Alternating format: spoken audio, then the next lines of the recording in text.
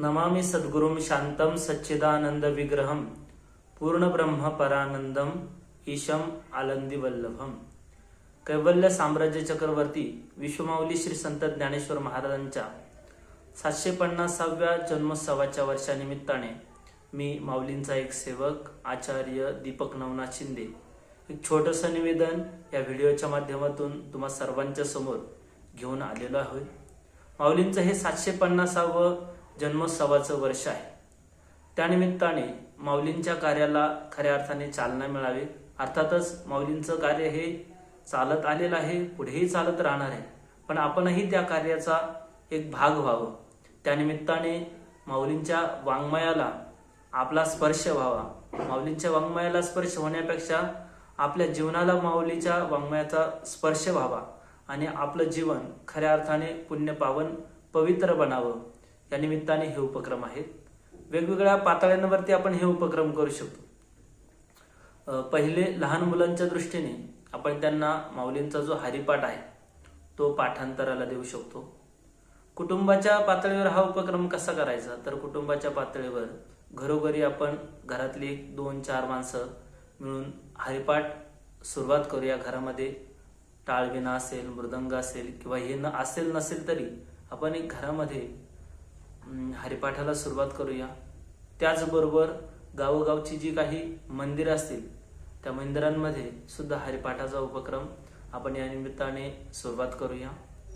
आणखी जी काही मोठी मुलं असतील किंवा युवक वर्ग असेल, प्रौढ वर्ग असेल, त्यांनी या निमित्ताने काय करावं, तर ग्रंथराज ज्ञानेश्वरीचं वाचन, पारायण आणि त्या ओव्यांचा अर्थ समजून घेण्याचा प्रयत्न या 750व्या जन्मोत्सवाच्या निमित्ताने करूया।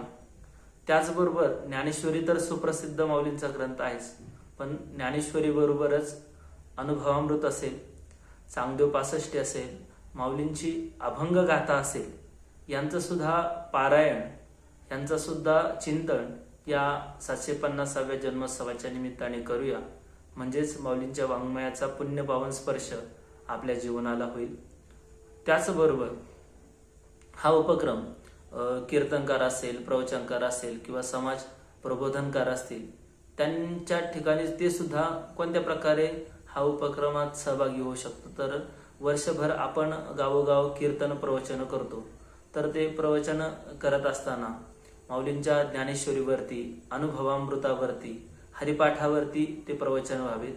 कीर्तन करत असताना माऊलींच्या अभंग गाथ्यावरती जास्तीत जास्त कीर्तन या निमित्ताने व्हावे। त्याचबरोबर माऊलींचं चरित्र आपल्या कीर्तन प्रवचनाचा हा महत्त्वाचा भाग असावा, जेणेकरून माऊलींचं चरित्र, माऊलींचं जे काही महान अशा प्रकारचं कार्य ते समाजापर्यंत या निमित्ताने पोहोचेल। खरं तर ते पोहोचलेलंच आहे, परंतु त्यानिमित्ताने प्रत्येकापर्यंत जर ते पोहोचलं तर खऱ्या अर्थाने प्रत्येक मानव मात्राचा, प्रत्येक जीवमात्राचा या निमित्ताने खऱ्या अर्थाने उद्धार होणार आहे।